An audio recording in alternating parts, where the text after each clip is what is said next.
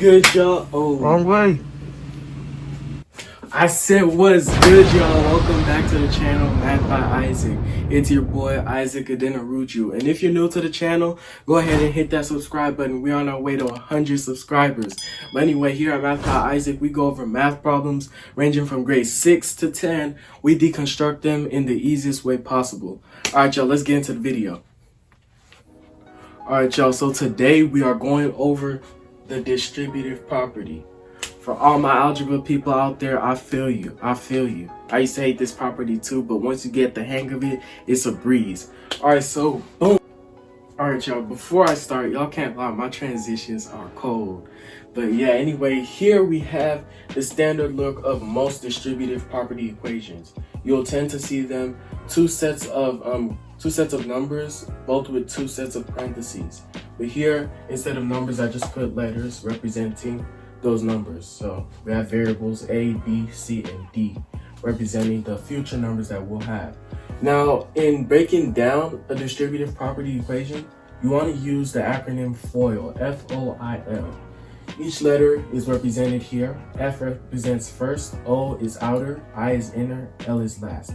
It all sounds confusing, but once you get the hang of it, I promise you, it's a breeze.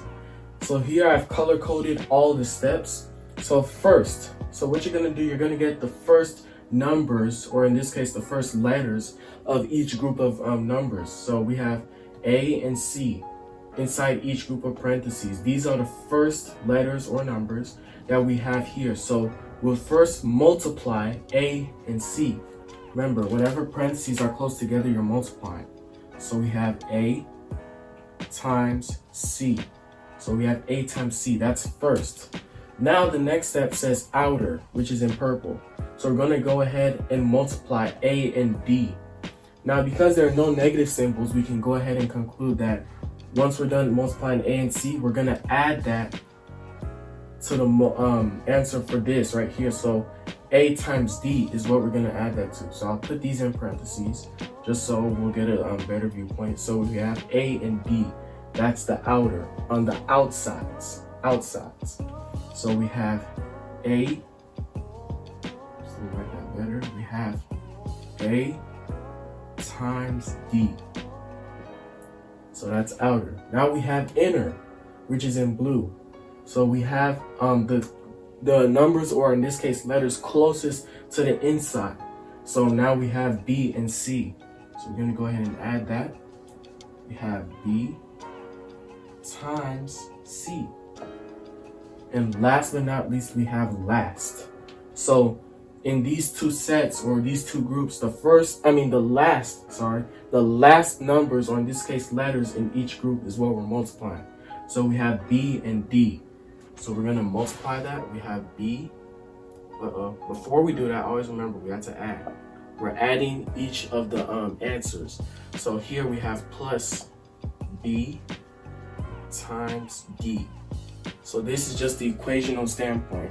So as you can see, once we have written out all this, all that's left is to solve. But of course, we don't know what each of these stands for, which is what we'll get into next.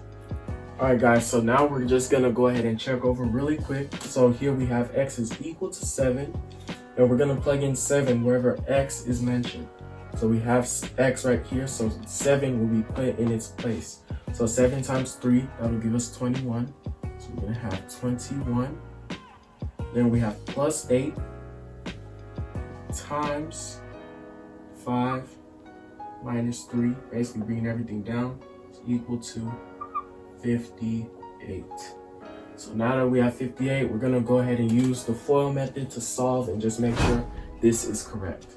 So now we have first, which is the first part of FOIL. So we have 21 and 5. 21 and 5 are first numbers in both sets of parentheses. So we have 21 times 5, that'll give us 105. 105. Now we have our outer. So we have 21 times negative 3, the outsides. 21 times negative 3, that's going to go ahead and give us negative 63. So this is 105 minus 63. Now we've done first and outer, so next we have inner. So now we have 8 and 5. the two numbers closest to the middle. 8 times 5 is going to give us a positive 40. Now we have last. So the last numbers of each set, which is 8 and negative 3. So 8 times negative 3 is going to give us a negative 24, which is equal to 58. Now all that's left to do is solve. 105 minus 63, that'll give us, or minus 3 is 2. 10 minus 6 is 4. So we have 42 plus 40 minus 24 is equal to 58. 42 plus 40, that'll give us 82 minus 24 is equal to 58. All that's left to do is subtract. 82 minus 24 is 58. And 58 is equal to 58. So there we have it. So we know that x is equal to 7 is the correct answer. All right, y'all. All right, you guys, that's the end of the video. I really appreciate y'all for staying this far. Today, we went over the distributive property. We did that using the FOIL method, which is first, outer, inner, last. If you haven't, make sure you go watch all the previous videos and make sure you subscribe. We are on our way to 100, you guys. Make sure you subscribe. We are on our way to 100 subscribers. Make sure you like, share, comment. Do what you need to do. Make sure you share, especially to all my algebra people out there. Make sure you share it out to them as well. Other than that, that's it for today, y'all. God bless and stay safe.